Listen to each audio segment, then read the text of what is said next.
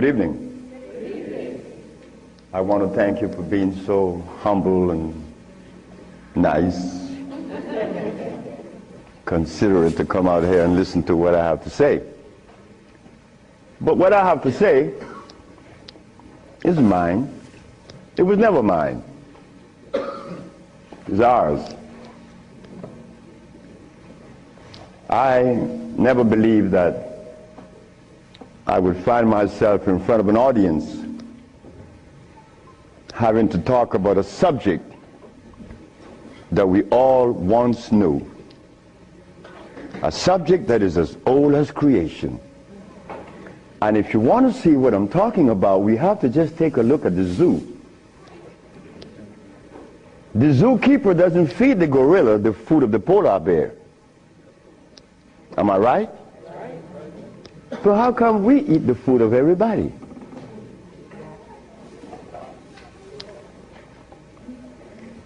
We'll begin this lecture by letting you know, first of all, I'm your brother. No more, no less than you. I can't be smarter than you. That's impossible. We have the same amount of brain cells. So how was I privileged to be navigated to this information? I don't know. I don't even question myself. I just like to live.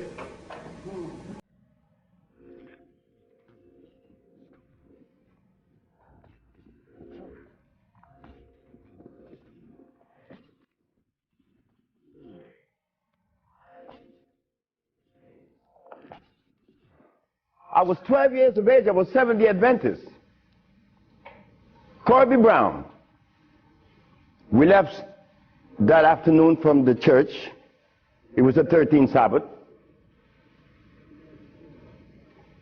I said, Corby, how did you like the lecture? I didn't. I said, why you didn't, Corby? Because they talk about Solomon. I want money. I said, Corby, but when you have wisdom, you have everything. Well, I don't know what wisdom is now, nor then. But I knew that money was not my pursuit. Kirby said, I want money. We were 12 years of age, 1945. I'm 73 years of age now. In 1994,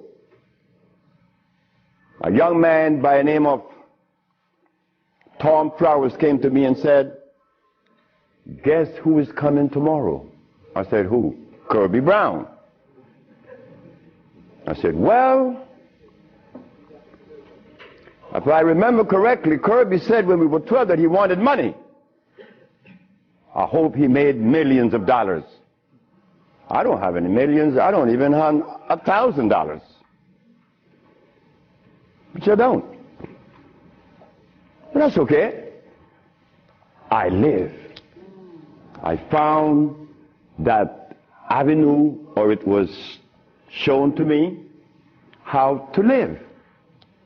Not to read books, because everybody reads books, but yet society is deteriorating more every day. Everybody reads books. The brother called the other day on the radio and said that he asked about corn, right? Corn? He read books. He said that the text, the Kemetic text showed him that corn is good. Well, he better examine his text, because corn was made by man. But anyway, Kirby said he wanted money. That was a Thursday. Tom Flowers said, Kirby is coming tomorrow. So I said, well, if Kirby didn't make his millions, I'm going to remind him that we are alive. We are alive. Kirby didn't arrive. Kirby would never arrive. They had to take axe to chop the hotel door down. Kirby died of a heart attack. Kirby weighed 390 pounds. Kirby wanted money. He became a cab driver in New York. I didn't want any money. I didn't want it then nor now. Because it's not important in your life. It was never important in our lives. The Maya shows that. The Maya built pyramids. The Maya lived for millions of years in the jungles of Central America. No money. The Africans? How long did we live in Africa without money? Since creation. Now they tell us we need money to fight AIDS. Brothers and sisters, we are at a deficit, a tremendous deficit, a deficit that if we do not pay attention, I'm glad I did.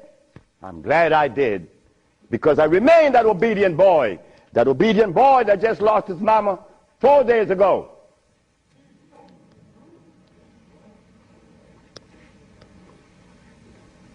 I listen. But to listen, you can't have a philosophy in your head. If you have a philosophy in your head, you cannot listen to anyone. I was there. I was a Seventh-day Adventist. I listened to no one but those things that came from the church. Well, if I was to listen to the church today, the Seventh-day Adventists, I'd be eating tofu. I'll be sick. You see? I'll be eating tofu.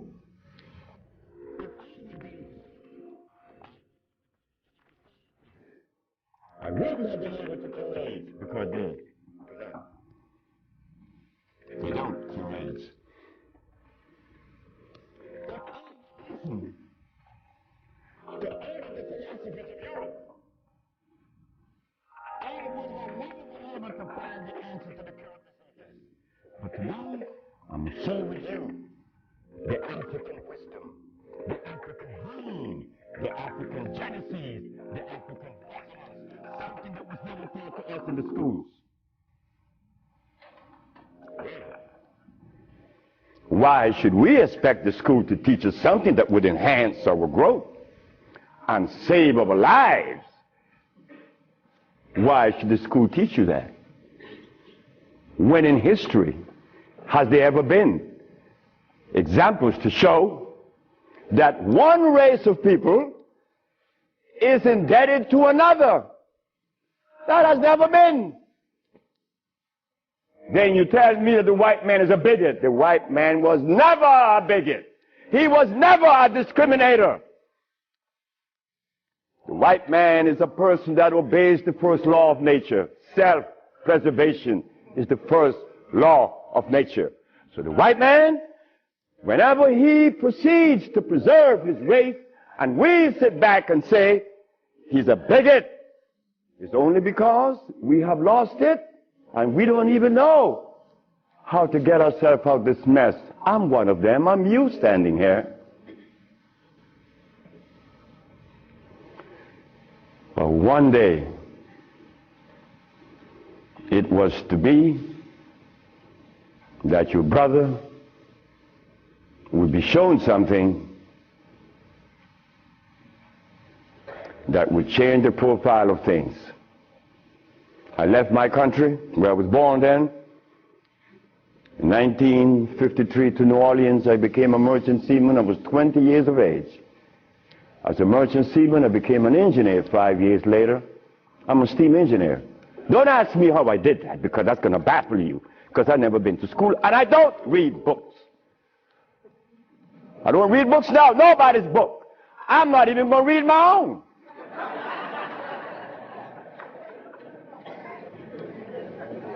Because all the book readers come to me, asking me, how did you cure AIDS? Well, that's like asking the gorilla, hey man, how come you keep yourself healthy without a hospital? How come you don't have any medicines? We'll begin. I became a merchant seaman, right quick, to take you through my life. Left Honduras without going to school, became a merchant seaman, became an engineer, worked for the County of Los Angeles as an engineer. While as an engineer, the County of Los Angeles something is to happen. Something is to change my life completely. First, it was a Mexican. The Mexican said to me, "You're dying." I said, "I know." "How do you know?" "Because I fell out going to the bathroom a Sunday afternoon, and I didn't reach the bathroom. I got up off the floor. Something must have happened between there and the bathroom." But I had gone to the neurologist, the endocrinologist, the jail practitioner in Russia, in England, in Germany, in France, United States. And they were people that knows what it is about. They had the great big books on medical science. But my asthma and my diabetes, my impotence was kicking. What happened to the books? They read books. All the physicians that treated this boy read books of all kinds. Nothing happened.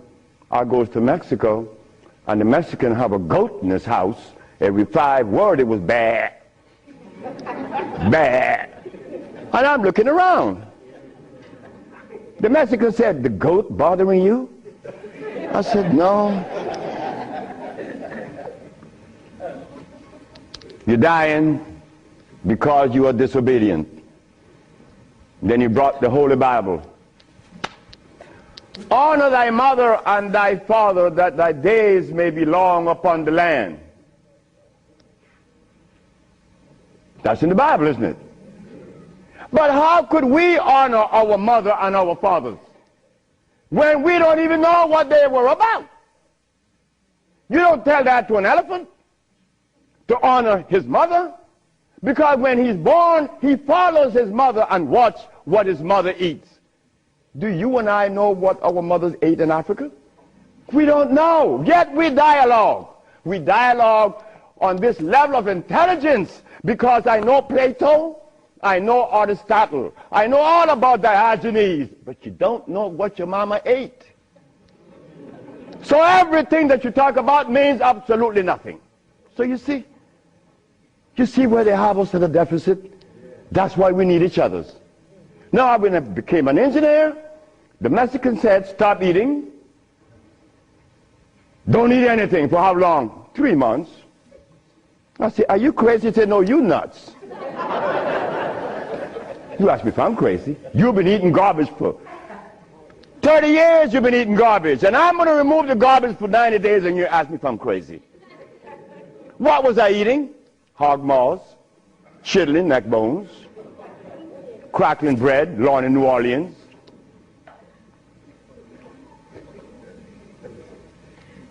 Eggs, because the grown-ups told me when my penis wasn't getting hard, eat eggs, drink raw eggs.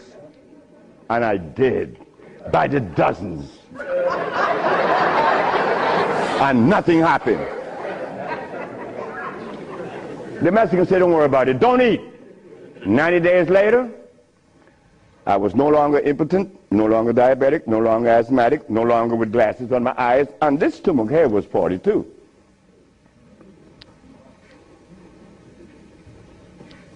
What happened to the science that the physicians were using, medical science?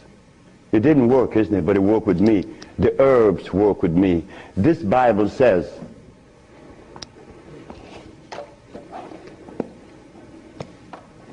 in the book of Revelation, it says 22 verse, and the first chapter, it talks about the herbs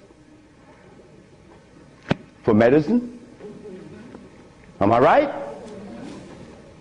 Well, ladies and gentlemen, what could have happened to us that when my brother, who's a preacher for 30 years, was sick, and instead of going to God's medicine, he went to the physician to get a chemical in his arm. My brother died 21 years ago. I'm not a preacher. I would never be a preacher. I told that to my mother. She wanted me to be the preacher. I said, no, no, no, no, no, no. That would be the last thing that I would consider. She said, "Why?" I said, "Because I want to live truth. Even if it kills me, I'm going to live truth." And truth is, the Bible says that the herbs are for the healing of the nations. But the preacher, when he gets sick, he will get a chemical.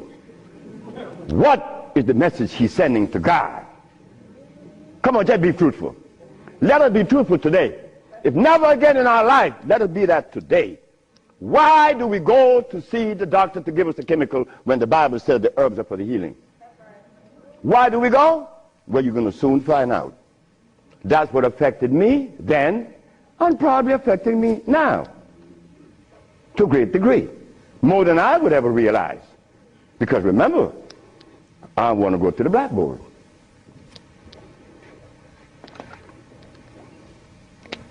Roughly speaking, Africa. Way overhead, we put America.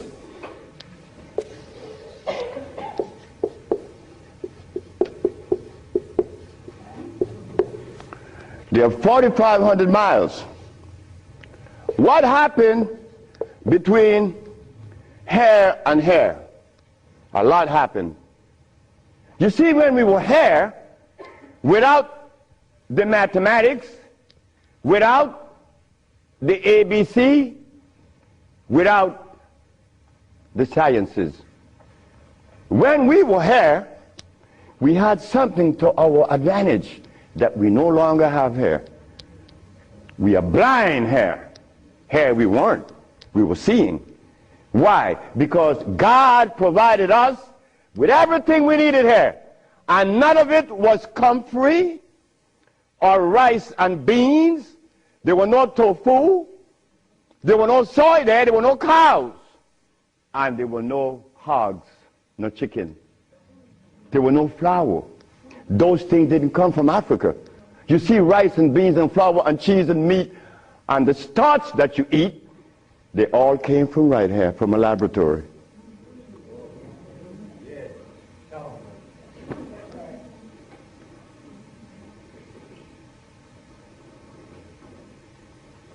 Now, for us to eat, you have to have in your big skull the understanding of biochemistry. But when we were here, we didn't have to know anything about biochemistry. Why? Because God doesn't make poisons. You see, God doesn't make carrots. Well, let me put it here. Stop the garbage. Anytime someone tells you that tofu is good for you, that someone that just gave that information to you has one eye open. But he's confident that when he tells you to eat carrots and you drink it, you have both closed. So a one-eyed man is king where everybody's blind. But the one that recommends the tofu is only half seeing. He's blind. He got one eye open only. But he doesn't know it. Example. Before we get into the real lecture, pull this out. This is how people take privileges on us. They don't care about us. They bring us information that, oh God, that's why the rest of the world laugh at us. Because they know that we have both eyes closed. Here it is. Moringa.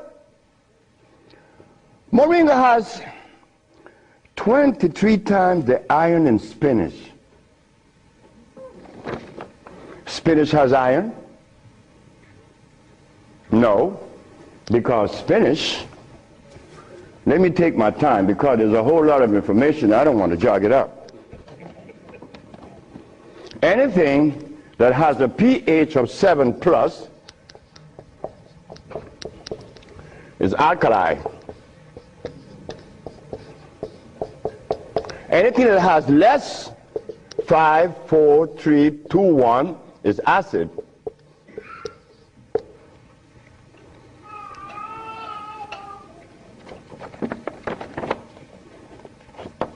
Spinach.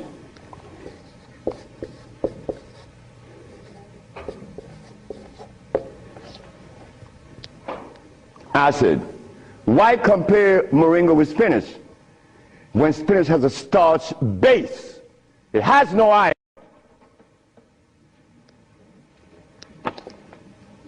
7 times the calcium in milk. Milk has calcium. Well, I stopped drinking milk 42 years ago, and I could fall on my knees. You drink milk with moringa, because they said to mix it with milk and some pages hair, you're not going to fall on your knees at 73. You're going to leave your knees down there. 11 times vitamin A that you find in carrots. Carrots has vitamin A. Carrots belongs on the acid side of life.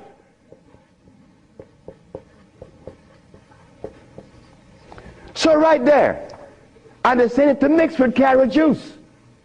Why would they do that? Then up here, they talk about the Ayurvedic system of medicine recommends moringa. The Ayurvedic is Indian. The Ayurvedic system of medicine recommends cow milk. The Ayurvedic system of medicine has never cured any disease, nor moringa, nor any other system in the world. You know what this is like? When Steven Seagal tells me to come to his house because he had a headache for 5 years. Well, I knew why the headache was in his head. It was removed in less than 10 minutes. He had the bottle and said, "This bottle is powerful." I said, "Yeah, powerful, huh?" He said, "Yeah, the headache is gone." You know, he's the Dalai Lama, right? He wanted me to go to Kathmandu. Kathmandu? I'm going to go to Kathmandu. To do what? Talk to lamas. Lamas for what? What am I going to talk to lamas for? They couldn't cure your headache that you had for 5 years. The lamas need to come and see me, not me, the lama. But since we were compromised, we left all our food in Africa. You and I don't even know what we ate in Africa. So don't even go there. But we have the opportunity because one of your brothers happened not to go to school and look outside of the paradigm of school and found something altogether different. And what did I find? That anything that God made is on the alkali side. Why? The molecular structure is complete. It was made by nature, not man. Anything that God made has no starch. That's another thing. Anything that nature makes has no starch. Anything that man made has to have starch, because starch is a binder. To titrate two unequal chemicals, you have to use a starch. Starch is not a food. Starch is a chemical. And what have we been eating since they took us away from Africa? Starch and blood.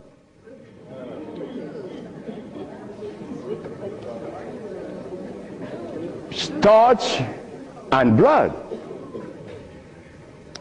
We didn't eat blood in Africa.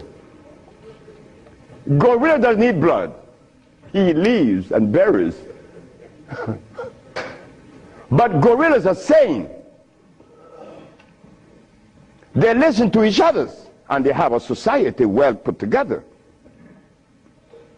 Well, Sebi, when he became the engineer, and he found out that the pH value of things had a lot to do with healing and the properties that's to be used, I was happy. I used to run home. Guess what I found? I found that the herb that everybody's talking about is acid, and everybody's using it. What herb is that? Comfrey. She said, what? I said, yes, it's on the acid side. And so is rose hips, enchirecia. What about golden seal? That's right, golden seal was made. It's like the stick that you put in your mouth. They call what? What they call it? The chew stick. What they call it? Liquid stick. Everybody have liquid stick in the mouth, right? But liquid stick was made. It has 50 times more sugar than does sugar itself. It has glycerinic acid. You see, we didn't have to study biochemistry in Africa because everything we had there was on the alkali side, so we could eat anything. But when they brought us here, you know, put some clothes on now. And after they put the clothes on you, come here, boy, you got to get in front of this classroom. You have to learn this ABC stuff. But hold it now. Gorillas doesn't take their cubs to be trained by polar bears. Gorillas train her own cubs. The gorilla way. But no. You and I, our parents couldn't do better. They had to take us to the school because they wanted to save us, you know, protect us, because that's mother. Mother doesn't want child to suffer. So mother was shown that if child didn't go to school, they'd be illiterate, and the society is made up where you must go to school if you want to buy a Mercedes.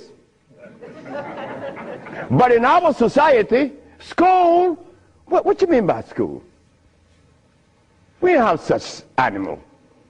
We build things. And those who've been to school can't even build the pyramids today. Not in Honduras, not to mention the pyramids in Mexico. They're 4 times the size of the pyramids in Egypt. Oh yes. I know Ben joking and didn't talk about that. But that's okay. Because he need help like I need help. We all need help.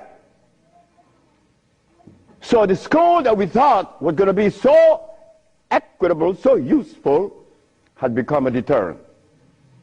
Because those that have been to school doesn't cure anything. How did I learn and I didn't go to school? Easy. You know, we baby-aged kids, we don't die. Right? We do it. I'm not wiser than you. I may be more mischievous than you. I know that because I do some mischievousness that you would not believe. But anyway, as an engineer, I went to work one night and I began to test herbs. And I began to see that all the herbs that you guys are using are acid, every single last one of them, except for burdock, yellow dock. They're natural herbs. And the other one, which is the red clover, that's a natural herb. You know, they're alkali. They're very good. So I began by compounding herbs from all over the world. And lo and behold, a blind man was killed named Mr. Fredericks. Then the Japanese, Fred Takashita's wife, was killed of endometriosis. She had a baby. She was never supposed to have a baby. It's a white lady from Utah. My boss brought his daughter and his brother with ulcers. They were killed. The boss came to me one afternoon and said, "So you're going to leave me?" I said, "Yep." He said, "You're going to leave me? On your resume, you said that you didn't go to school. And the only reason why I hired you is that I was curious to find out how could a man have an engineer license, never been to school. I wanted you to fail.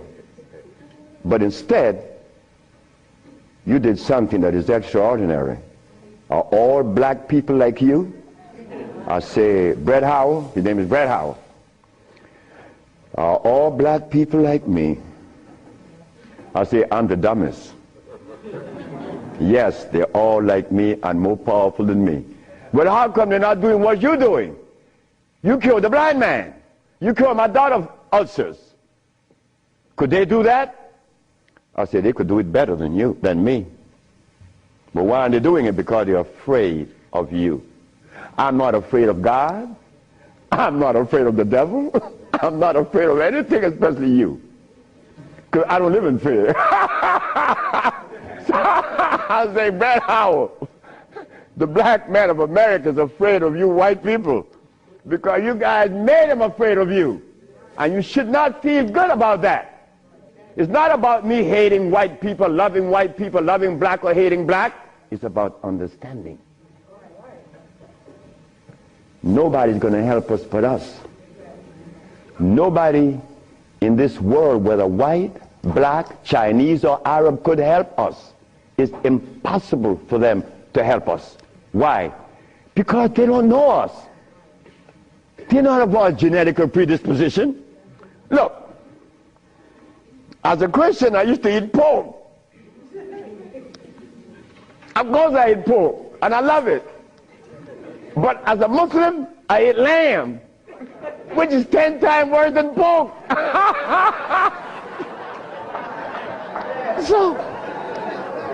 So what do I do? Who do I turn to? So after I quit my job, the boss said, wait just a minute, because I think you're crazy. You're leaving your job as a steam engineer in 1980, when herbs in 1980, I'm making $2,900 a month. I'm going to leave my job with 10 years seniority to come after some herb that you didn't like. Why did I do this? I had to do it. It wasn't that I could see that far. I can't see beyond my nose. Talk about years ahead. But I had to quit my job. And I had to question myself, why am I doing this? But I did. And 1980, the boss is looking at TV, 1987, on the 10th day of February, and he see CNN, Alfredo Bowman, a.k.a. Dr. Sebi, is arrested for practicing medicine without a license, selling product not approved by the FDA, and claiming to cure AIDS and other diseases, which is a fraudulent claim. The boss saw that. The boss' wife is in the bathroom because he told me the story himself. He called her out, come and see the man that's arrested. If he says he cure AIDS, I know he cure AIDS, because Bret Howard knew that I would never compromise myself to a lie. When I talk, I know what I said is the truth, but I also know that in America, you could also be dead right.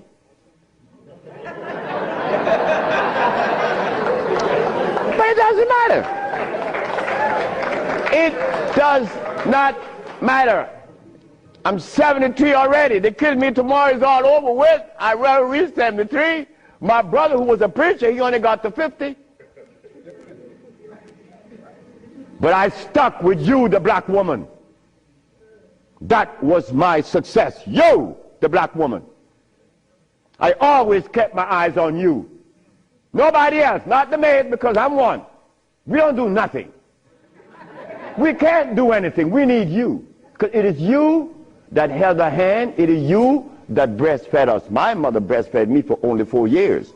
But that was sufficient.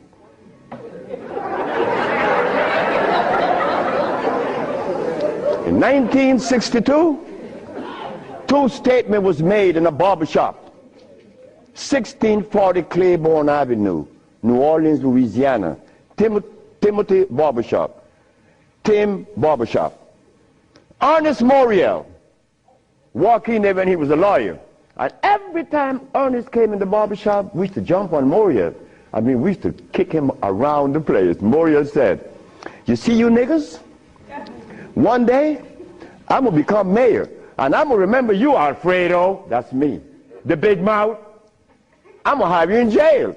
Ernest became the mayor of New Orleans.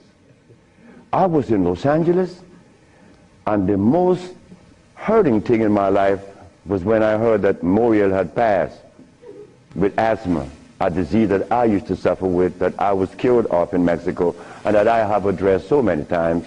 Moriel died. Ernest Moriel. Then another statement was made by me in that same barbershop. I said that I would give the black woman a gift.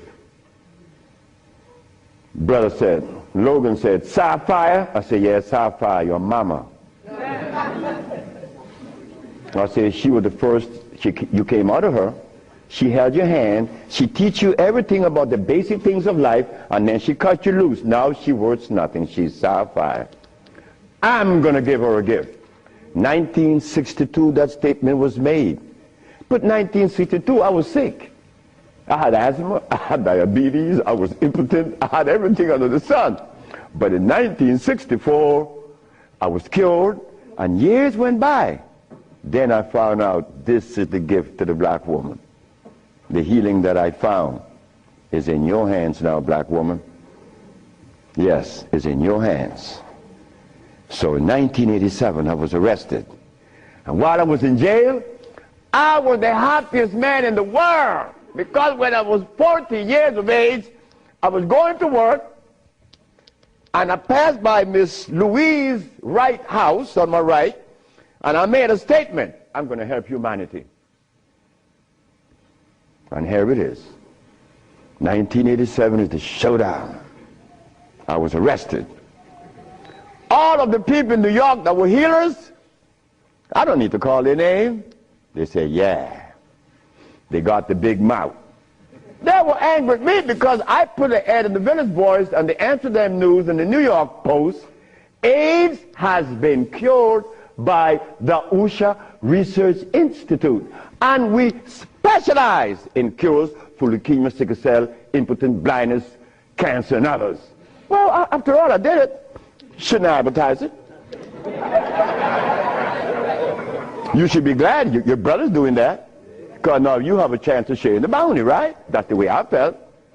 So I'm in jail and I'm wondering, how is the American Medical Association going to escape from this one?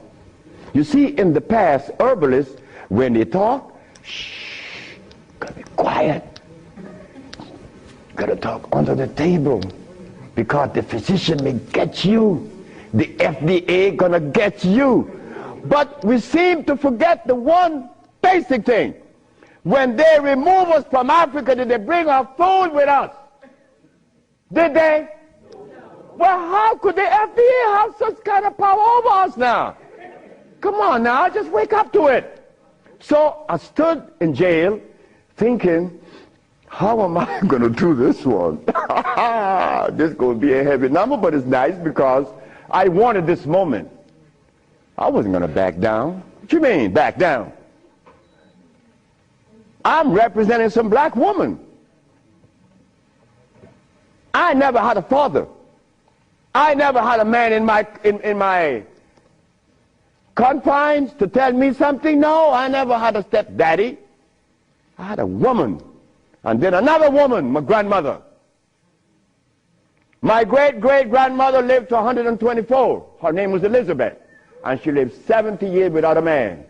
My great-grandmother lived 112. She lived 68 years without a man. My grandmother died at 100. And she lived 50 years without a man. My mother died 5 days ago. And she racked up 40.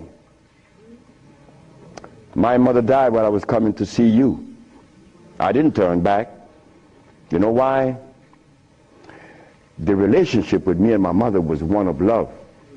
And she would have never wanted me to be there. My brother told my mother when I was about 10 years ago, he told her, yeah, you didn't like me. You didn't give me any love. You didn't give Fred any love either. That's me. So my mother said, what you say? You gave all your love to the pastor, not to Fred and me. My mother said, like, Fred, are you in on that? I said, ma'am, this boy was talking garbage. See, he told me he's serious. I'm never serious. I don't know what it is to be serious. I hear men talk about seriousness. Well, I don't know what you do with that. But my mama said, raise your hand up and open your fingers. Which finger would you elect to take off of your hand? I said, none. She said, thank you. My mother turned to my brother and said, you said that I didn't give Fred any love. Fred, you wanted my love? I said, nope. Didn't want it. I didn't need it. Because my mother knew if my mother ever interfered in my life, I've been upset. I was in the streets by the river all the time. My mother knows, all mother knows the child that needs her love, her attention. But she loves all. But she knows the one that needs the attention. I didn't want my mother attention. And she knew it. But my brother said that she didn't give him any. But the boy went to the 3rd grade. He owns a fishing fleet. He owns an ice factory. And he owns a... That she didn't give him any. But the boy went to the 3rd grade. He owns a fishing fleet. He owns an ice factory. And he owns a fleet of planes. And he said that his mother didn't give him love. You see how we could easily make mistakes? Okay. Mother is mother and will always be mothers. The greatest gender on the planet. So while I'm going to court now, and I'm standing, the judge said, get the man out of jail, and I went to his chambers. Judge Shorter said, young man, you mind if I ask you a question? I said, no, sir. Why did you advertise that you cure AIDS? Well, sir, my mother's alive, Africa exists, and my face, and I would never offend any of the three. That's why I advertise that I cure AIDS. He turned to the woman at the desk and said to her, ask her, did you investigate this man before you arrest him? She said, no. Her name was Phyllis Spade from the Attorney General office in New York. She said, no. You didn't investigate this man before you arrest him? This man, the response he gave me, he cured AIDS. But AIDS is the easiest thing to cure. People think that AIDS is difficult. To me, everything is easy, and to you it should be too. And I'm going to show you why it's so easy. So the judge said, well, you're out in bail. And that was February the 12th, I got out of the 13th. But the case doesn't begin until 88. September. I have a year and 8 months. Why the judge gave me so much time, I would never understand. So I waited. Trial date. This is where the showdown with black and white. Not better or worse. We are not better than any white man or Chinese, no. We just happen to be different. That difference has never been treated by any religion or philosophy.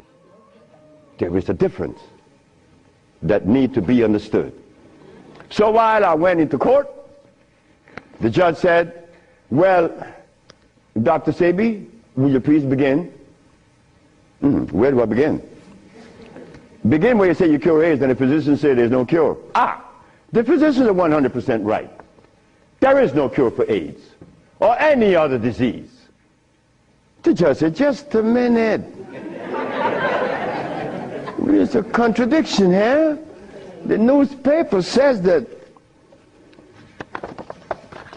you cure AIDS. Then you agreeing with the physicians. That's a contradiction. No, it's not. When you're limited, it is. But when you live out the box, it isn't. She said, help me. She said, of course. The physician take the position that there is no cure for AIDS or any other disease, and the physician are 100% right, according to their philosophy and their perspective. Their medicine didn't show them a cure. So how could they say that there is a cure? But the perspective that prepared me, there is cure for AIDS and every other disease. Oh my God, when I said that, the physician jumped up. Your Honor, Dr. Victor Herbert said, Your Honor, what other perspective could there be? After all, you know, this patent on us, the FDA has a patent on us. You cannot talk. The FDA talk, you shut up. Oh yeah? Well, I'm going to find out. So, the judge said, what perspective is yours? Dr. Victor Herbert, Dr. Bonanno, and Dr. Christopher said, how could there be another? I said, there is another, Your Honor. And what is the other? The African bioelectric cell food. I've never heard of such a thing. That's what the physician said. He had never heard of the African bioelectric cell food. I said, of course. But we have to remind the good physician that he have not heard of a whole lot of other things. But that doesn't deny the existence of the African biomineral electric cell food. What is it? Okay. The allopathic claim that there are multiple diseases. The African biomineral balance negate that position. There's only one disease, never been two. The allopathic claim that to treat the multiple disease you must use a chemical, which is violating God. Right? The African biobalance said no. It's a nutritional approach, electric food. Your Honor, I told you that this man was insane and unscientific. He said there's only one disease, but there's only one. Remember, I'm the boy that didn't go to school. I'm going to break things down to the least common denominator. When I was a steam engineer, I found out that in a machine, thermodynamics I'm talking about, or an automobile, the only thing that could cause this machine to go bad is what? Short circuit, obstruction, overheating. The same thing with the human body. So what did I do? I put compounds together that would cleanse the human body of what? Of mucus. In so doing, AIDS, sickle cell, lupus, herpes, blindness. But it sounds too simple, right? Well, that's not my fault. They have complex things, and then they deal with the complexity. And boy, that's a job. But with us, on our journey from Africa to America, it was easy because the slave master had a ship and brought us over. But getting back to Africa, we get confounded. We can't go back now. We don't know how to go back. We better not even go back. Because when I tried to go back, this is what I did. My first trip with a passport was to Kenya. So I went to Kenya and they said, where your passport? I said, I have no passport. I said, I was taken away 500 years ago. I'm back.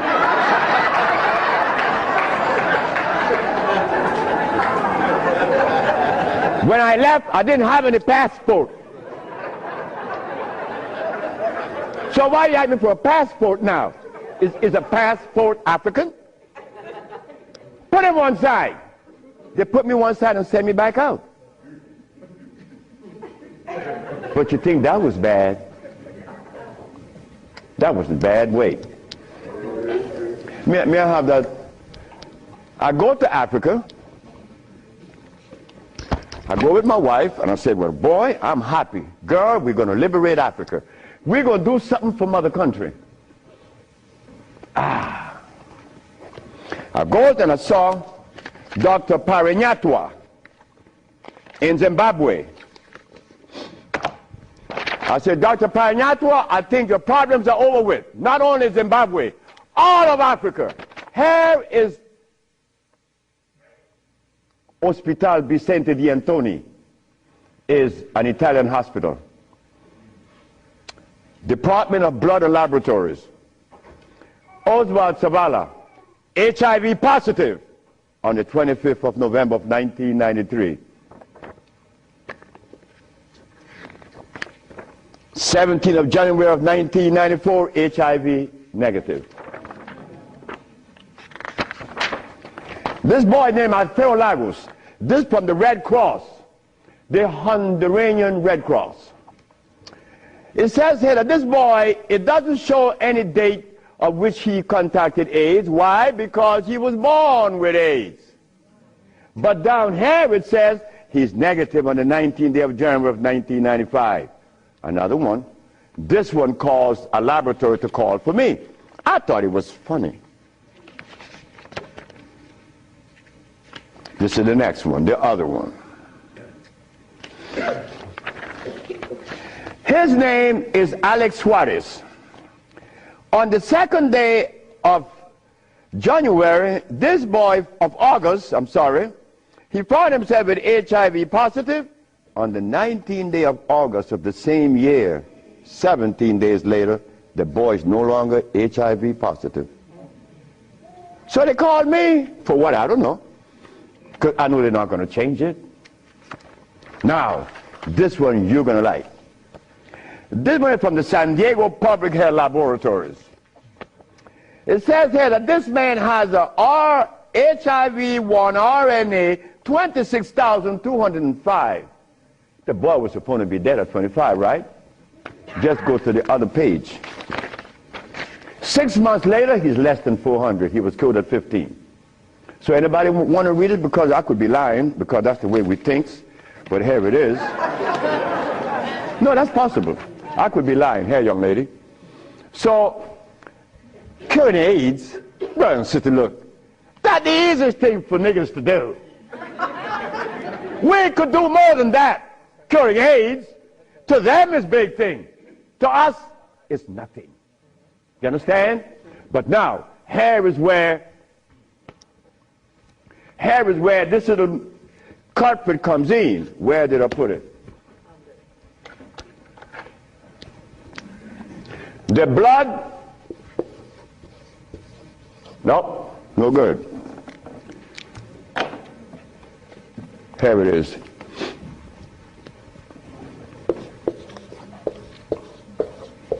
Blood and starch.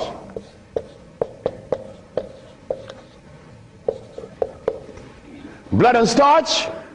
Blood and starch is going to prevent you from doing what the ants does for each other. Ants, when it's getting ready to rain, you know what they do? All the black ants, they begin to do what? Cut the leaves and take them to their little nests. Ants doesn't eat leaves. They eat the mycelia that grows on the leaves with the temperature. They are farmers, but they provide when it rains. Red ants does the same. But we black people, we can't do that. Because when your brother showed the world that he cured AIDS, why didn't the African countries jump on it? All the African people eat is blood and starch, nothing else. But that is the Africa that you and I dream about. The Africa that we want to save. The Africa that we all love. I found out that there is no president in Africa that is interested in the cure for AIDS. Not one. No, I'm sorry. Only one. I'm not going to name the country because I may jeopardize the country. Because the one thing I learned, that when you begin to talk favorable about a country or individual, they're going to soon get him. That is a fact. So I cannot talk about the country that said to Dr. Sebi, Dr. Sebi, whenever you want to return to Africa and begin this new empire, you have 5,000 acres of land and 6 hot springs. I don't need anything else. Hot springs? 5 hot springs with 5,000 acres of land? We could grow food. We could make the best dress. I said, sir, I am not going to come to your country unless I'm able to grow marijuana. He said, marijuana? He said, wait just a minute. He said, I can't do that. I said, well, the compounds I've been giving your nephew that was autistic, that now is talking, was marijuana. And as for you is concerned, when I came here, you weren't walking. You were dying. Now you're running up the steps in the presidency. Yes, marijuana. That's a God's product. That's not cigarettes. You see what happened? My brother used to smoke cigarettes, but my brother didn't know that the tobacco that he was smoking was artificial. God didn't make that. But marijuana, God did make that. So it must have been a good reason why I was told in school that everything God made is good. Well, I know that. I live that. And I always will smoke it for as long as I live. Why? Because I have that right. I have that right. It's not everybody that uses it, from autism to arthritis, is cured, because everything that God made is good. So as I go to Africa, all happy, I came back with my tail between my legs, because ain't happening. It ain't gonna happen. They're not interested in that. But the one thing I noticed today and yesterday, and you may have heard it, President Clinton and Sanjay Gupta, they found the end of AIDS. How could they find the end of AIDS when they have not found the end of diabetes, the end for sickle cell, the end for any disease? But they're going to tell us that they're going to bypass these lesser diseases and jump on the major one, and they got the cure for it.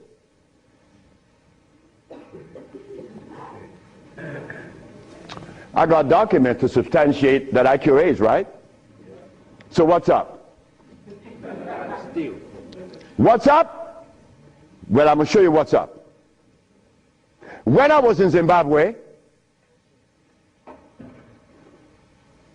the Department of Health said, why do you come to us saying that you could help us?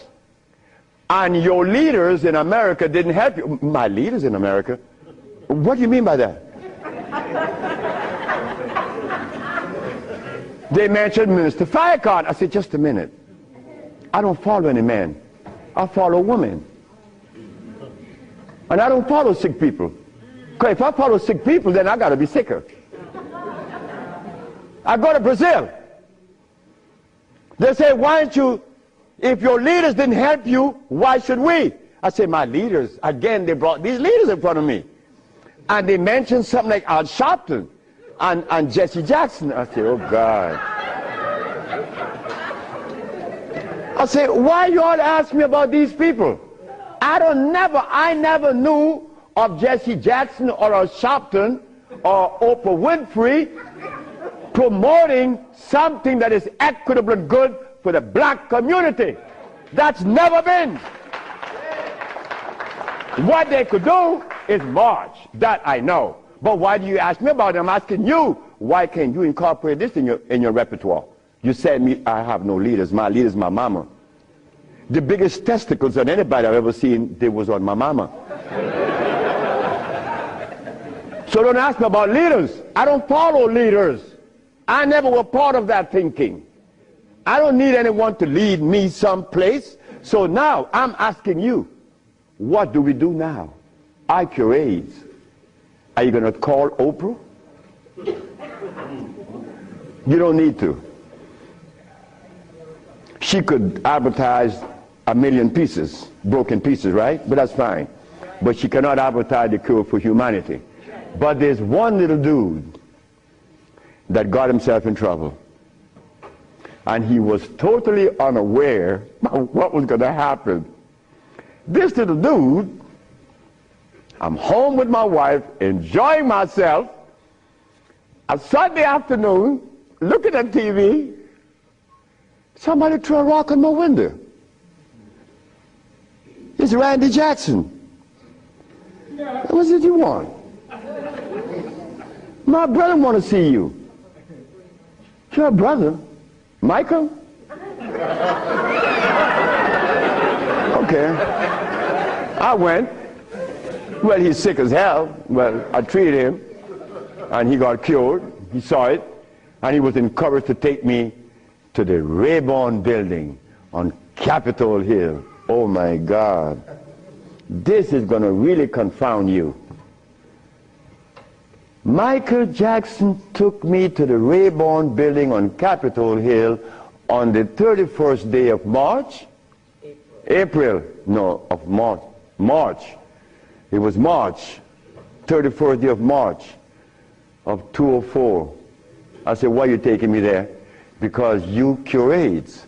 I said, but what makes you think that they are interested in that? What makes you think that the world is interested? I don't care if it's any country in the world, they are not interested. Especially Africa. They were never interested. AIDS isn't killing Africa. Hepatitis C is killing Africa. All of West Africa is red line for hepatitis C. you talking about? But they're Muslims. So they have to eat the Muslim food, which is goats and lamb.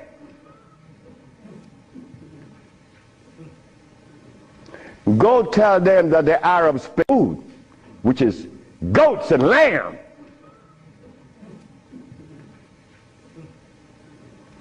Go tell them that the Arabs played a trick on their brain. You cannot do that. Me, I remain the son of the jungle woman. The jungle woman that didn't have any clothes on. Yeah, I am her son. I stuck with her and she liberated me. You have to hear this. One morning, I woke up and I heard the music that was playing. You know how you turn your radio on and you're sleeping, but the music on the radio would influence you, and you dream that you're seeing the artist that's playing, right? You ever had that happen to you? This morning, I'm listening to John Coltrane. 4 o'clock in the morning on channel 850 on the TV. I'm sleeping, and I'm hearing John Coltrane playing Interstellar Space. But then something was happening while this music was playing. I was looking at a black woman doing this from behind a tree. I woke up, and I didn't know how to interpret that dream. But then I was leaving that morning for Los Angeles. As I got to the airport, the governor was there. The governor said, "That's him. That's the man that cured Alcida of leukemia. That's the man I'm talking about." The governor had a lot of people around him. So I went. I was leaving for Los Angeles. He was leaving for the capital. He didn't know that we were going to meet that morning. So they was talking to me and asking me questions. Finally, 2 men that were standing away from me, they were white men from the United States. They came up to me and said, "Well, we have heard of your miracle cures." I said, "Sir, I don't even know what a miracle is, especially perform one. I just happen to cure leukemia. That's not a miracle. To you it may be, because your school of thought have you to believe that curing these diseases is one great big feat. No, it's simple common sense. I'm an African. Now this is where the naked women are going to come out. They said to me, "We have heard of your miracle cures, but have you been saved?" You see? Right there, I consider that an imposition. Why do you take the liberty to believe that I'm one of those that have accepted your philosophy that I have to be saved? I say, from what? The man politely answered and said, "From your sins, of course." I said, "Wait just a minute." I said, "You know, man, while you guys were standing over there, I said," and I looked at you both, and I said, "Two very intelligent young men. But now I have to question that." He said, "Why?" I said, "Well, because the color of my skin should have prevented you from asking me that question, have I been saved?" He said, "What does the color of your skin have to do with anything?" I say, "It has to do with everything. I am the son of a woman that was taken away from the forest of Africa. To begin with, she didn't have any clothes on. But she didn't have any alcohol. And she didn't have any prostitution. And she didn't have any supermarkets. And she didn't have a hospital. And she didn't need anything that God didn't make. And she didn't have any money. So all these things constitute sin. So my mother in the jungles was sinless. How did I become sinful?" You cut it out. You stop that. We have to begin to change our diet, because this diet here of blood and starch is all we eat. That is all we eat. And then with this diet of blood and starch, which confounds their hormonal structure, we have the nerve to tell each other's brother, you were wrong. I'm wrong. I mean, where did you get that from? I'm wrong. You've been eating blood and starch, and you're going to tell me I'm wrong. No. We got to stop it. Because the blood and starch is why I couldn't penetrate Africa. So, you forgot, right? I'm in the Rayborn building. Who is present? Sheila Jackson Lee from Texas, right? John Conyers, Illinois. Or Detroit? Jesse Jackson Jr. from the House of Appropriation. Our most beloved President Bush. No, we have to give him credit. And no African government ever given me the privilege to practice herbology. Bush did. Bush appropriated $5 billion to fight AIDS in Africa, right? And the African government didn't appropriate one dime. They didn't want their brother to do it for free. So Bush stands out way above there. Bush gave $5 billion, and Jesse Jackson Jr. is there. So when I go to the podium and I say, fellas, y'all don't have to look for the cure of AIDS anymore. Here it is. Jesse Jackson Jr. did this.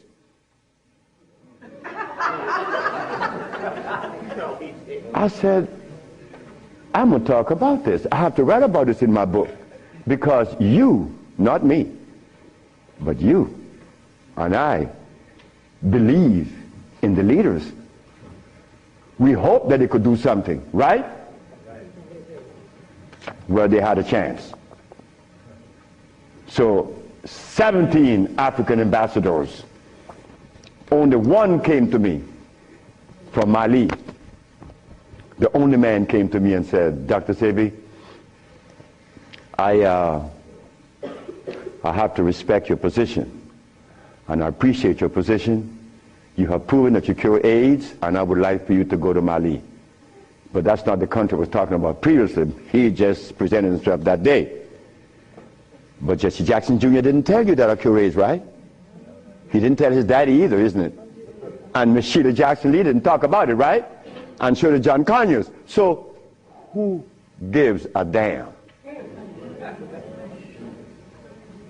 You see? But that's good. That's good. We don't need leaders, isn't it? So we're going to do it. Because we're doing it now. Because those black women I'm talking about, there's one sitting there. They are going to tell the world we cure AIDS. But last night, Clinton and Sanjay Gupta is on CNN talking about the end of AIDS.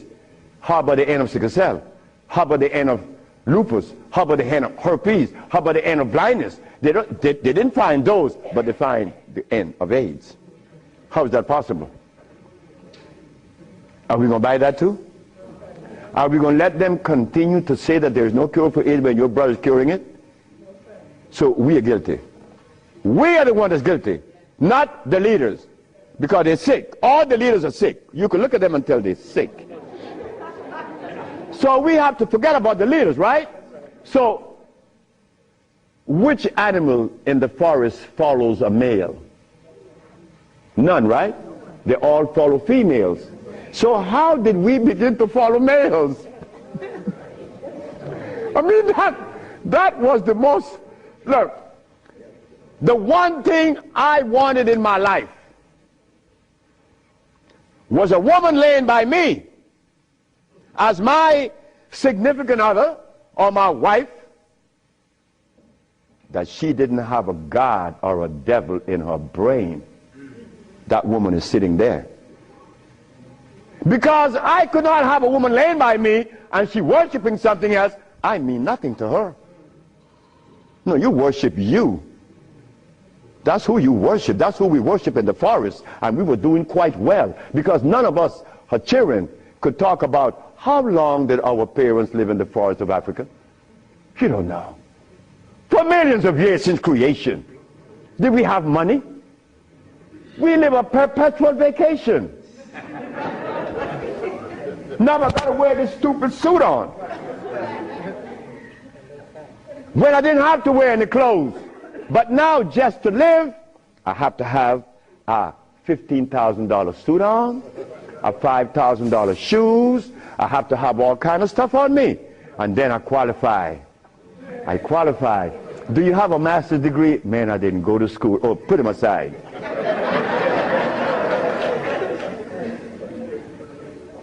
So in essence, there's no one on this planet that is interested in the cure for any disease. None of the leaders, none of those who were talking, they are not interested. It was simple. It was understanding that is alkalinity that cures, not acidity.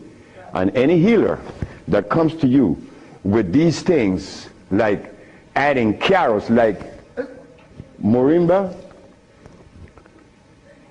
it says here,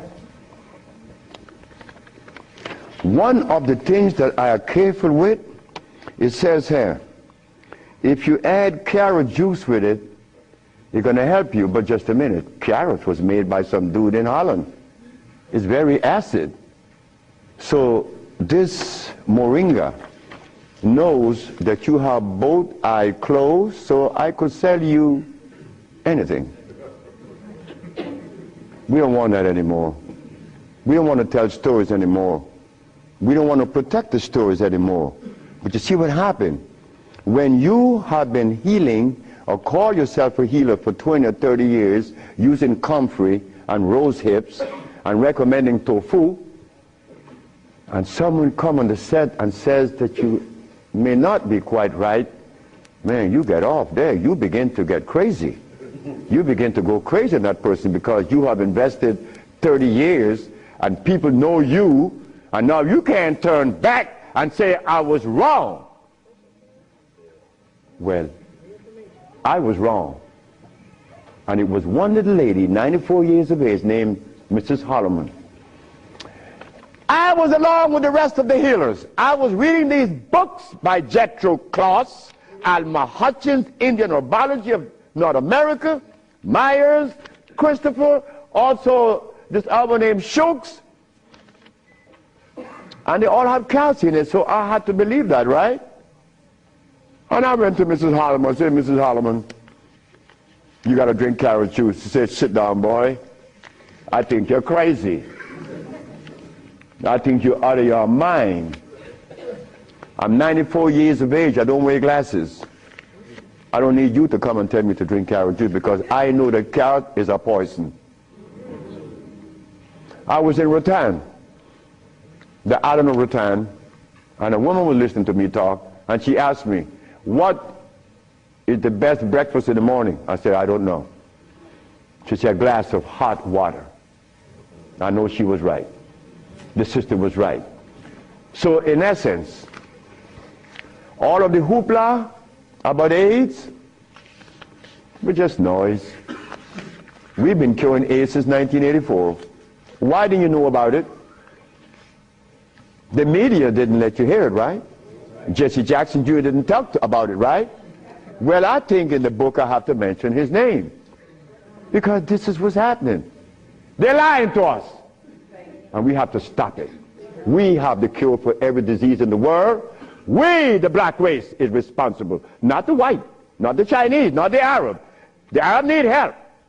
They need help now. All Arabs need help. Because there's no way in the world where you find the highest incidence of eye problem like Arabia. Because they eat lamb. But could you go and tell an Arab to stop eating his lamb? It's like going to tell someone that uses cocaine, stop. Then you're crazy. Like going to Africa and tell a Maasai, hey Maasai, You only live 47 years, man, and you're going to die because you're eating raw blood and starch. He's going to chop your head off. And he should. Then we go to Guinea, and my wife came to me running. She said, the young man in there with his wife, he's 19. And she's complaining he's impotent. At 19, she said, yes. My wife came with it. What happened? We asked the boy, what does he eat? He eats cassava. Cassava?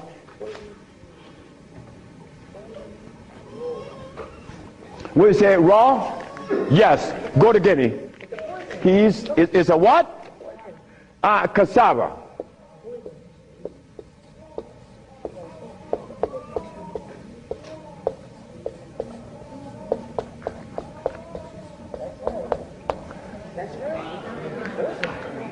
I want you to go to any African country and tell them, no, just ask them, please, why do you eat cassava? Oh, this is African.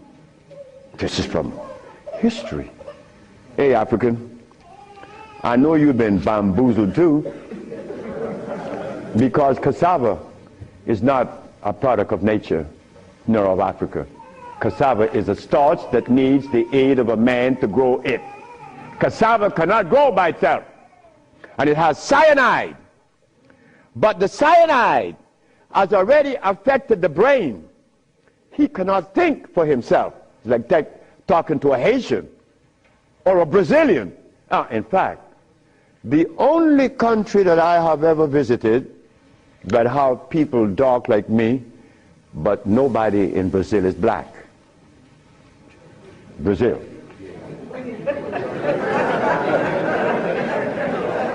If you go and research the census of Brazil, you will never find a black person in Brazil. Everybody is white. That is how much they have offended us, that we hate the very image that God made. Something is wrong. Something got to be wrong. Me,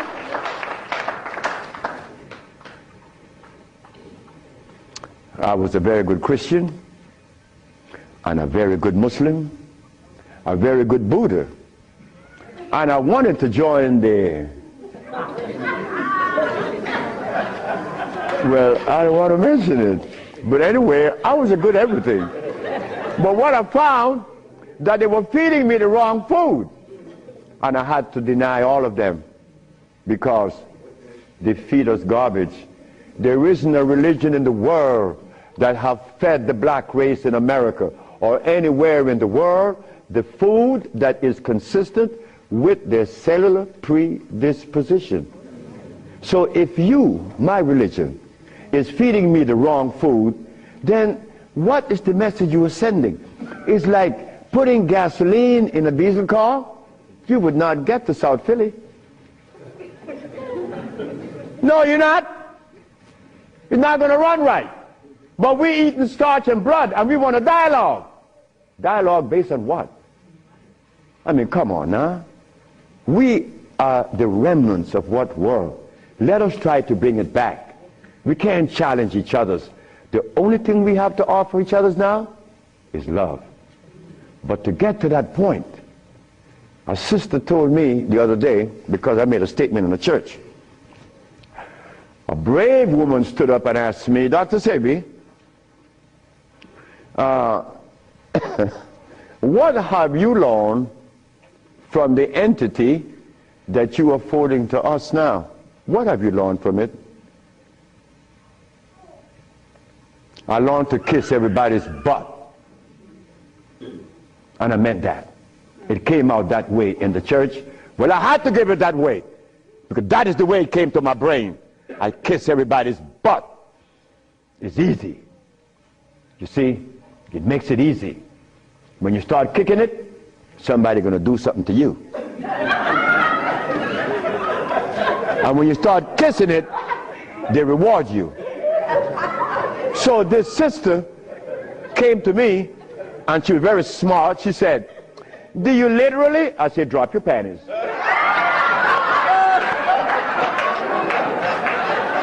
Well, I came out of a woman's vagina, I could kiss her rear end. That's easy, isn't it? Is it easy?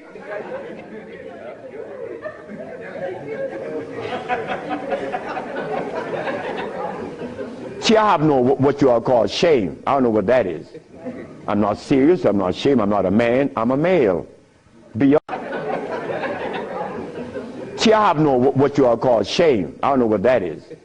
I'm not serious, I'm not ashamed, I'm not a man, I'm a male. Beyond that, I don't know. You guys are men, I'm a male, I stay there. It's easy. So brothers and sisters, look, the deal is this. We have the cure for AIDS. Now you're going to get a chance to ask questions. So ladies and gentlemen, I want you to ask whatever question comes to your brain. Feel free to ask. I mean, please, don't you hesitate. Don't you feel that you have to restrict yourself. I know Brother Adis is here. He may ask a few. I'm glad to see the brother, you know. Brother Adis is a brother I've been knowing for years. Stand up, brother. When I saw the brother the other day, I was very encouraged because the brother looks good. Yes, sir. I appreciate the brother. The brother looks good. The brother, I remember him on Sultan and Kwasi in New York. I would hope that Kwasi would come. And a bunch of other brothers. It was a bunch of us brothers. We were in love. New York was, look, we were in love. There was a love that we used to share that was so nice, so warm. But none of us, or all of us, understood that we couldn't follow anybody.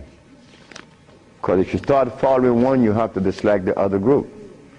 But I'm a black man, I have to love everybody. I have to love Muslims, I have to love Buddhists, I have to love Christians. So if I have to love everybody, then I'm going to make it easy. I ain't joining nobody. Because I have to love everybody anyway. So it makes it easy. So now we go to the question. The sister and then you, another, yes. Good afternoon. Is it necessary to circumcise the male child? Again, sit down. The sister asked, is it necessary to circumcise the boy, the male child? Well, who started that? European. Who? My last little girl was born. I said, you're not, I told her mother, if this child is born and I'm not here, you will not cut the navel string. Okay? You understand? Listen to me now, Fanny. You will not cut this baby navel string. Okay. And I'm going to tell you how to do it. When the baby's born, you put the baby on your chest and let the baby suck your breast. The placenta is going to come right out. You put the placenta in a bowl and put some flowers on it. Keep the navel string attached to the baby until the placenta. 4 days later, it falls off the baby. You throw away everything. No cutting, no stress. No, it isn't necessary to circumcise, because I was never circumcised. It was you. Next. I conceived by you before and was very successful with it. But I'm a backslider, and I want to know, what is the cure for AIDS so I can get back on track? She said that I treated her before and that she was cured, but something happened. I don't know. She wanted to get back on track. And the next question about how do I cure AIDS? Well, I have a daughter now that's 21, and she's the key to beautiful things. She's the daughter of this woman. Her mother hated me, and with all rights. The woman was right. Oh God, she was right. I had 2 wives in the same house, and this woman is in love with me. Oh God, this nigga is crazy. He's a Solomon. Nigga, look, you are a jive, MF. Her mother cursed me out. She cursed me out, and I'm standing looking at Miss Margaret, and I could see the hurt in her eyes, because this woman is in love with this man that already have 2 wives in the same house. Boy, what do I do? And I find myself in this triangle here and don't know how I got in it. But years went by. No, she got a baby, she got pregnant, they kick her out of the house. But that's okay. She had the baby little girl, Zave. Zave grew up. Zave was 19. She cured her mother, her grandmother, of diabetes. The little girl that this woman didn't want to come into the world grew up to cure her of diabetes. Last month I got a notice from the mother that Zave just cured a woman in New York of AIDS. How do we cure AIDS? It's simple. We put the compounds together to address the mucous membrane, to cleanse the mucous membrane, to cleanse the bowels. Simultaneously, we went to the forest and found the herbs such as the, over here on the alkali side,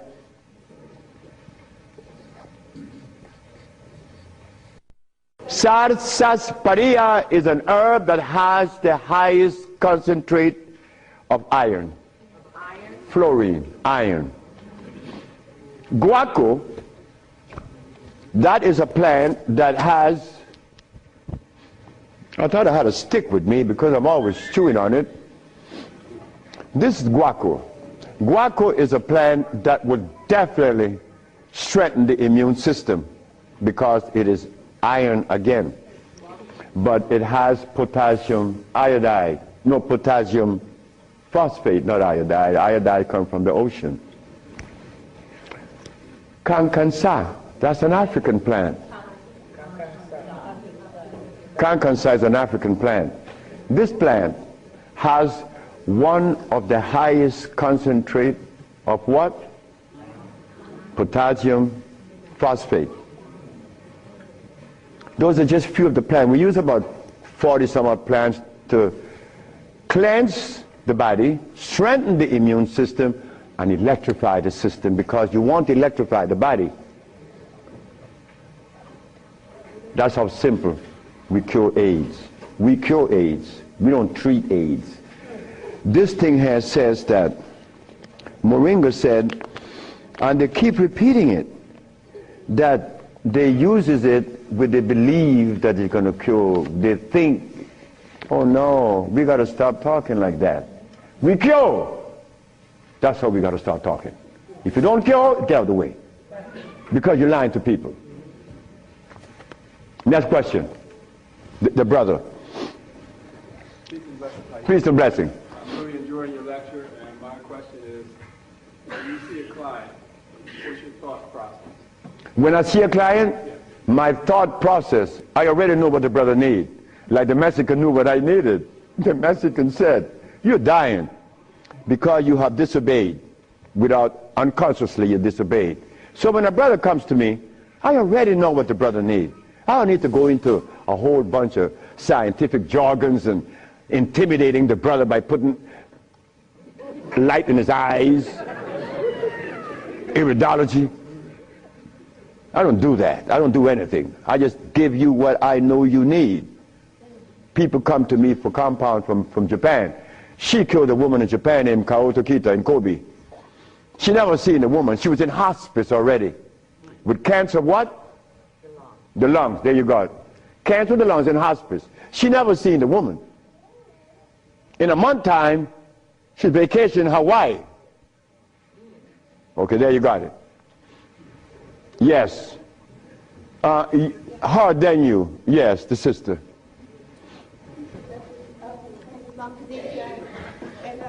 I have a sister who she was diagnosed with Alzheimer's, and she's been in my care for 2 years. I do have her on a fresh food diet, all organic foods, all raw foods, and I'm seeing a big improvement. But I feel as though she needs some other things. And what else can I do to help her? Alzheimer's. She has Alzheimer's, yes, sir. Okay, Alzheimer's. That's a brain problem, right? Remember what I said? There's only one disease? Okay. When you have mucus in the nasal passage, it is sinusitis. When you have mucus in the bronchial tubes, it's bronchitis. When you have mucus in the lungs, it's pneumonia. But now you have mucus where? For you to have Alzheimer's, where is the mucus? So we have to remove the mucus from out of the system, especially the brain, but then we have to feed the brain. That's where biochemistry comes into play. the brain. Like if the sister was suffering with rickets, that's bone, right? So we have to address calcium. If she had leukemia, it would be blood, that's iron. But now she has Alzheimer's. She has mucus in the brain, which prevents the brain from receiving what? Oxygen. Now, what is the brain composed of? Copper and carbon. That is what produces electricity. Copper and carbon. It's simple. Copper and carbon produces electricity. You go to an electrical plant, and all you're going to see is a big wheel turning, and it's copper. But against the wheel are these carbon brushes, and the friction of the carbon and the copper produces the resonance they call electricity. Electricity is not fire, it is vibration. But when you short circuit it, it's become fire. So yes, we do have, but she must go to Honduras. What is her age approximately? What? Oh, she's young. She's young. She's very young. She could go to Honduras, and it would be fast. Why Honduras? Like sister went to Honduras with her husband, Linda, Richie, and her husband. She will see the improvement in days. Like the woman went down with a goiter. Like the brother went down there with his stiff leg, and in 3 days he was running up the hill. And he could not believe it. Like, this is where a name comes to mind. And I want you all to remember this, because this is a woman that we all love and we all respect. A brother was taken to Honduras, to the village. You see, the thermal waters in the village has a pH of 8.9.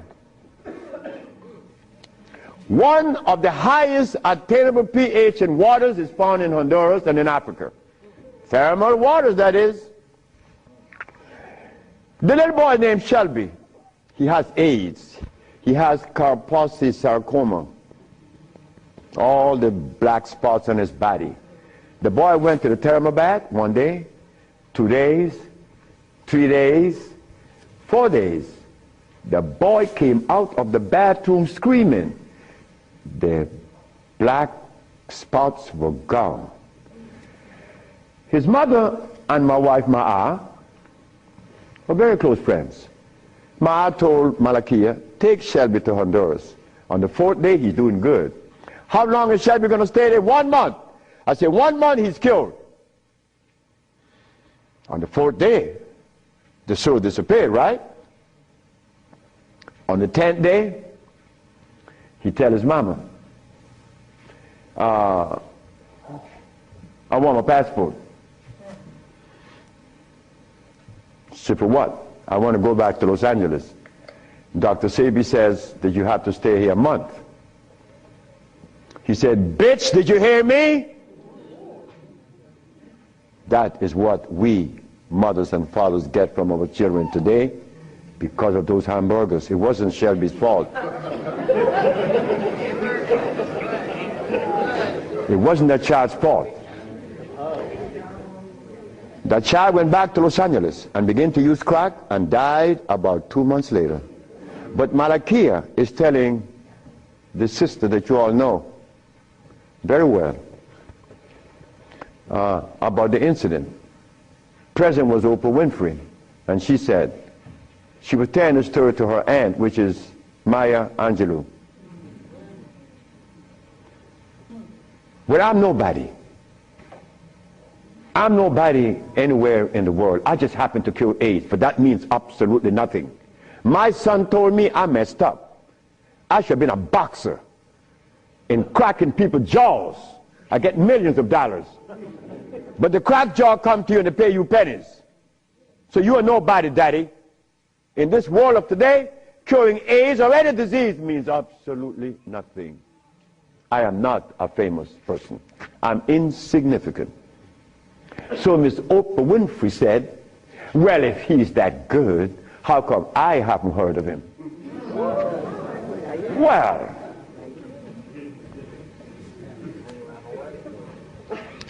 I'm not famous. Oprah Oprah.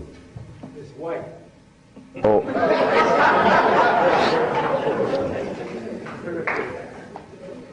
My book would be out in July. I know she's not going to advertise it, although she suffered embarrassment with 1 million broken pieces. But that's okay. We have to remember the blood and starch. So when you go home, you remember that blood and starch, because that prevents you from liking you, from loving yourself. Because I was there. I was there. Didn't I want to blow my brains out once? Yes, I did. Well, why was that? I was stressed. I was eating blood and starch. But when the Mexican came and said I was wrong, I listened. And here I am, 42 years later. Do you see the benefits of this? A Mexican came to rescue me, to rescue you. So we cannot. But wait, the other part of it is Africa.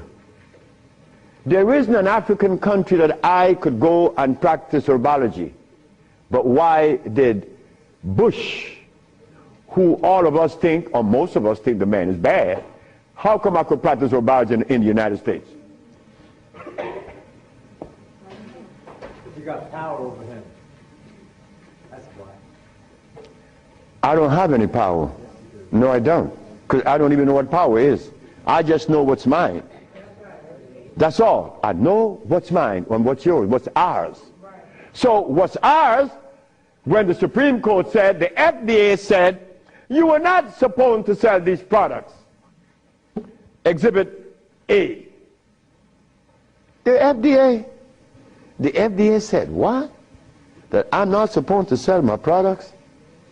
Well, maybe the FDA knows the food that is consistent with the African cellular predisposition. Because when they removed us from Africa, they didn't bring food with us. Maybe the FDA knows about these foods. Could you tell us, please, Mr. FDA? But when the FDA talks, we get scared. Scared of what? They're not God. You understand me? No, I don't have any power over nobody. I don't want that. If you know what I like to do, you will know I don't want any power. the brother in the back. Hepatitis C. Yes, sir. Mr. Charles Fisher. Who is Charles Fisher?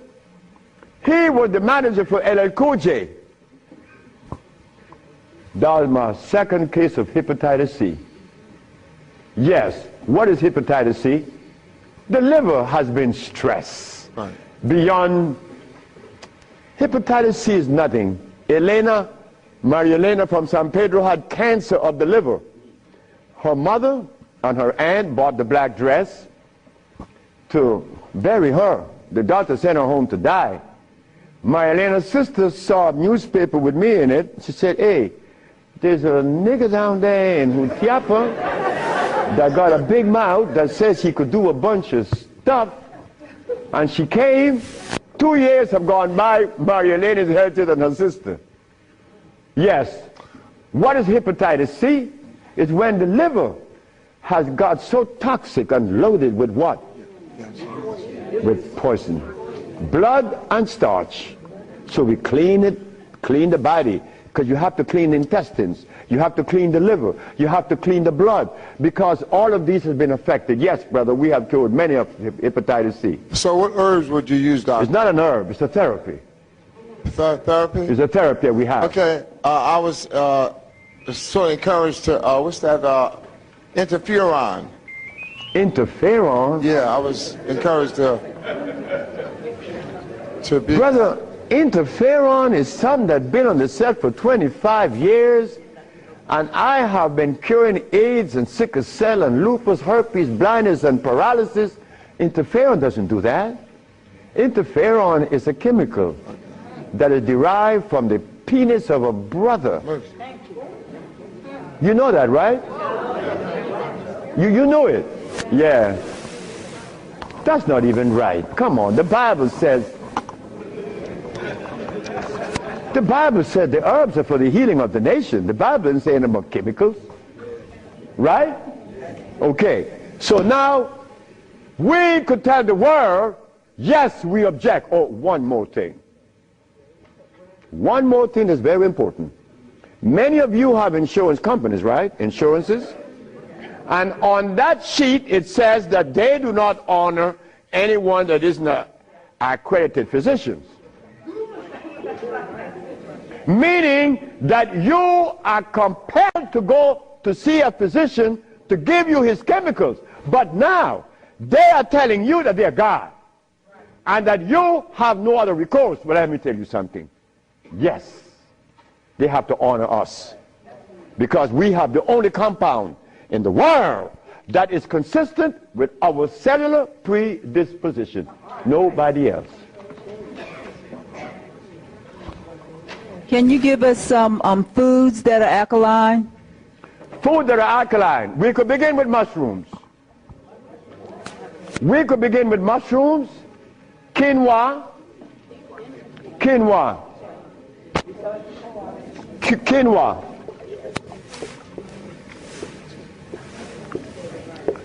amaranth,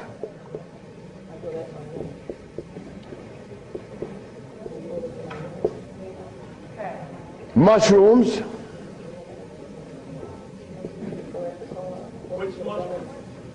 portobello, crimini, also oyster mushrooms. Many people are of the opinion that oyster mushrooms or mushrooms are fungus. What is a fungus? A fungus is something that grows on you and eats things up. Mushrooms are the product of mycelia. This is a network that nourishes. I have cured many diseases, psychological problems, with the Stropharia cubensis. So let me tell you something. Mushrooms are very good. They're high in potassium. Yes. And then the next, wait.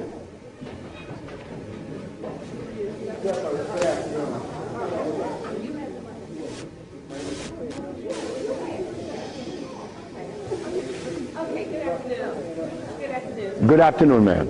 I know the blood and the starches, two of the things you said that we should get rid of. I'm working really hard. I've gotten rid of the blood. I'm having a hard time with the starch. I just needed an idea of some things too. To substitute. Yeah, substitute. Well, and one more question, water. I do the distill, but I hear a lot about, you know, drink spring, drink distill, which I do the distill a lot. Okay. About the starches, you could eat quinoa or amaranth. And also spelt. You could buy the spelt pasta. Spelt. You could buy spelt. I eat a lot of spelt. And you know something? I learned something lately, like I'm learning something every day. Because I don't know everything. I don't want to know everything. And it's impossible for me to know everything. But I learned this. That when you combine spelt flour, quinoa, and amaranth together, just the pure powder, the flour, and you want to bake something, if you just add the almond milk and the sea salt and the other ingredients, such as you could add a little bit of what? Agave is good. That's very good. But now, if you want this flour to rise up and be fluffy, who said sea moss? You did. You cook the sea moss to a jelly. And you take about 2 tablespoons and you put that cooked sea moss in the batter along with the almond milk and the rest of the ingredient, and that stuff becomes fluffy. I said, this is a natural yeast. And someone hit me to that, which was Gary, right? Gary Ricketts worked with me for many years, and he still works with me.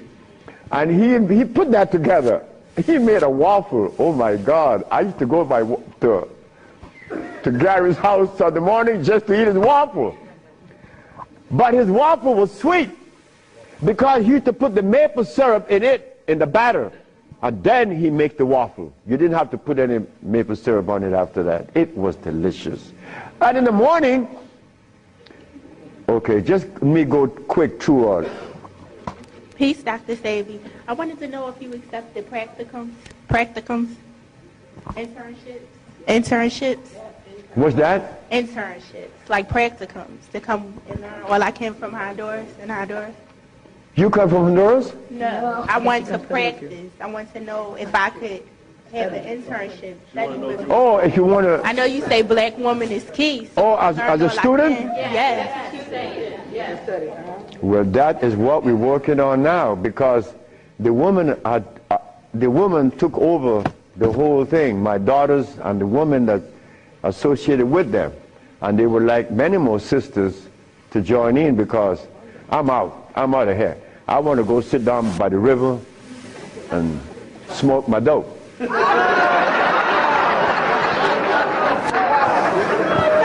I get your information? What's that? Can I get your information? So wait, the sisters, give her your number, because she's the one that's in charge of that, and I'm quite sure that she's going to consider you. Okay. Wait, the brother is deciding.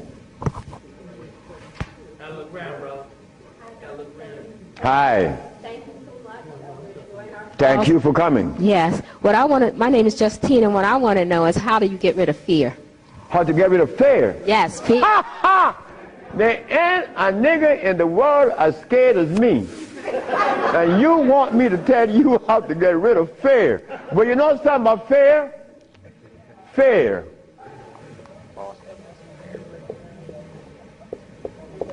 Fear is a natural occurrence.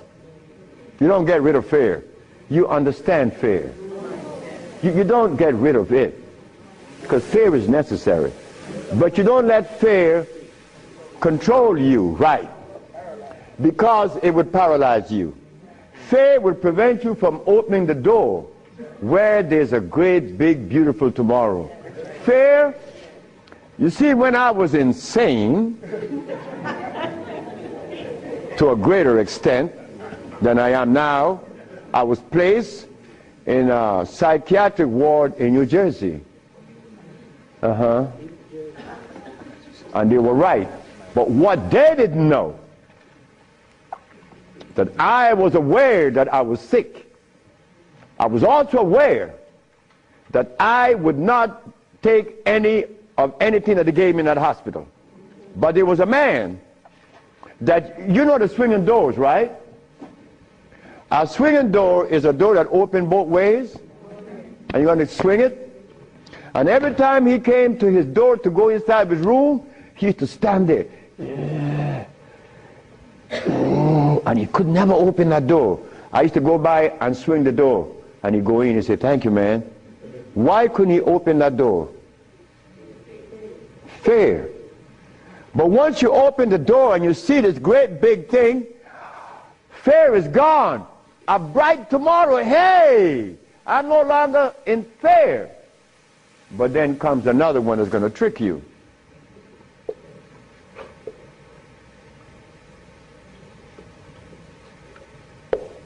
What that surety? Is E? All right. Surety. Surety make you do this. Yeah, I'm bad now, but there could be a quicksand there, and you're gone. So you learn that when you conquer fear, then you walk, but you test carefully. And if you conquer surety, then you go into the other one. And this one I'm going to really trick you. Power. Power gives you a freedom to execute, but not to violate. Because if you violate, even though you're in power, they will kill you. They did that to Nicolae Ceausescu, right? In Czechoslovakia. Because Nicolae Ceausescu wanted everyone to stop eating meat. Because he knew.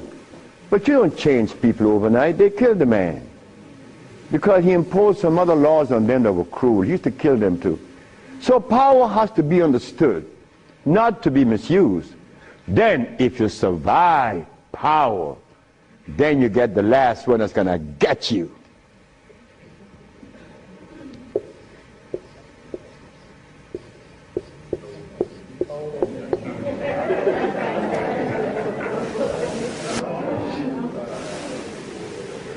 So you see, it's all about peace. I'm happy that I'm 73 years of age and that I'm happy, but I have to thank the Mexican. But when I go around my brother 73, are you all right? I say, Marcel, that's the only one alive now. My age. I say, you asking me if I'm all right? No, man, I'm not all right. He's coughing. He got these back pains and stuff. And I say, you could do better than that, because you're only 72. I'm a year older than him. But he can't see beyond where he's at. And I shouldn't expect for him to make such a leap, because I didn't do it that way either.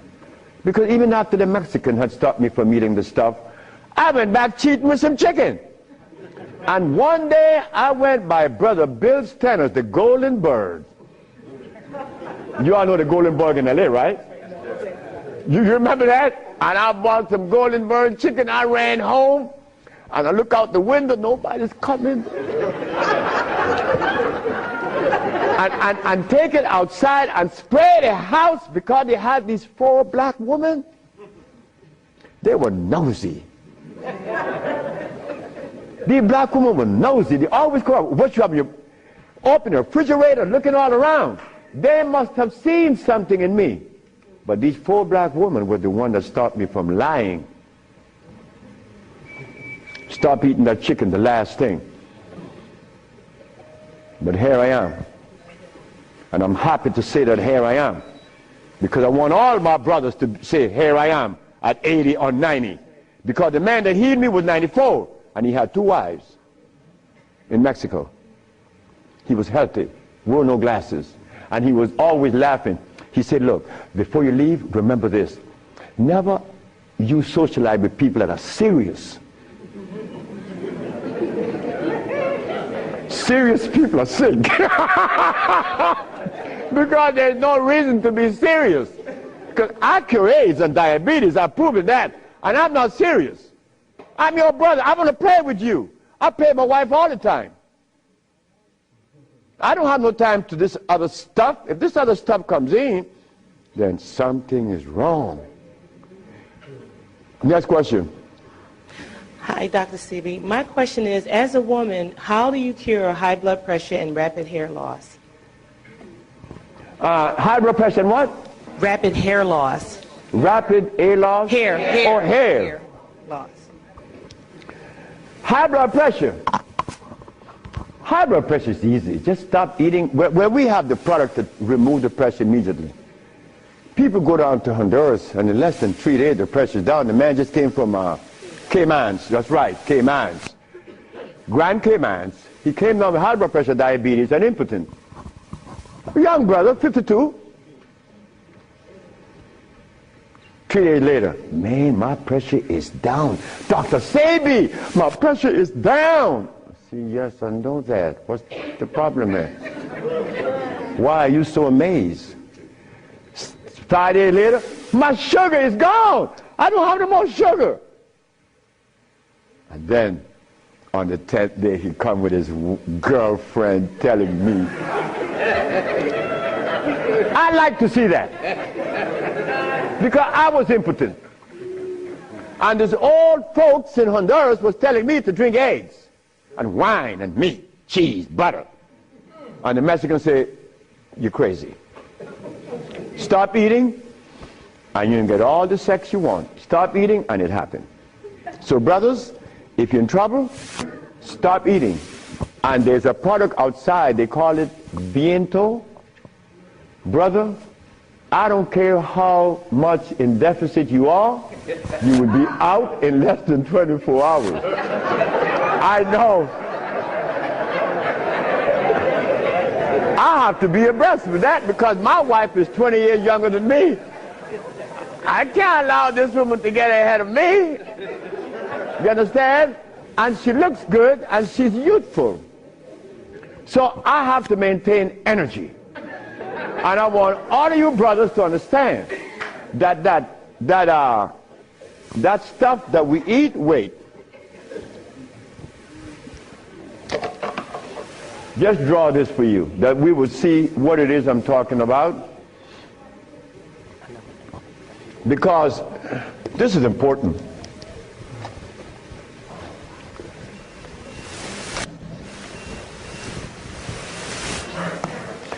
I recorded a man from the age of 15. I saw his life because I was a curious boy. Remember, I'm the boy that didn't go to school. So I was looking at things that the school boy wasn't looking at or seeing. This man named Brindley, he was in his 20s. I was 21, he was 25, 4 years older than me.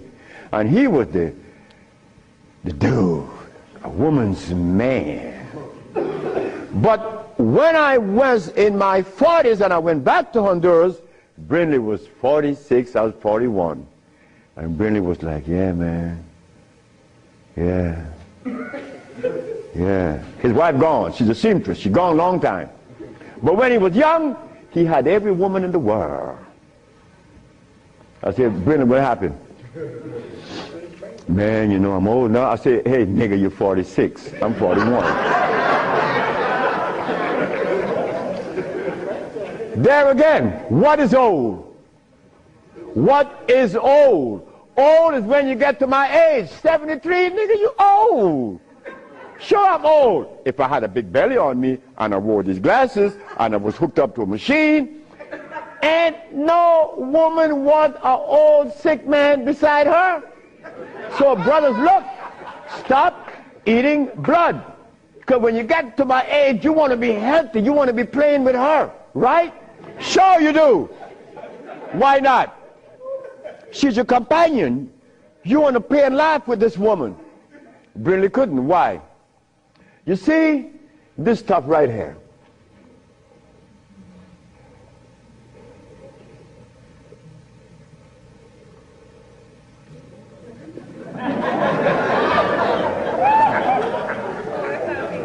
This is what a man plays his manhoodness with, his penis.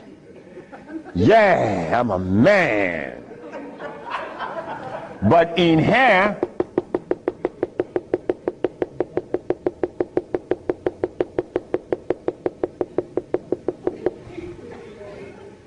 to keep this penis erected, these little orifices, they call veins and the rest, has to be opened for the blood to flow, or else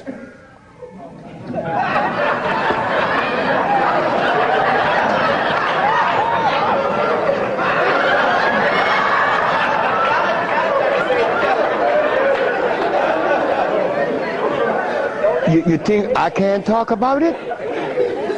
I was 30 years of age. That was happening to me. And the last person that saw that was a woman named Audrey Williams. She said, what's wrong with you? I said, I don't know.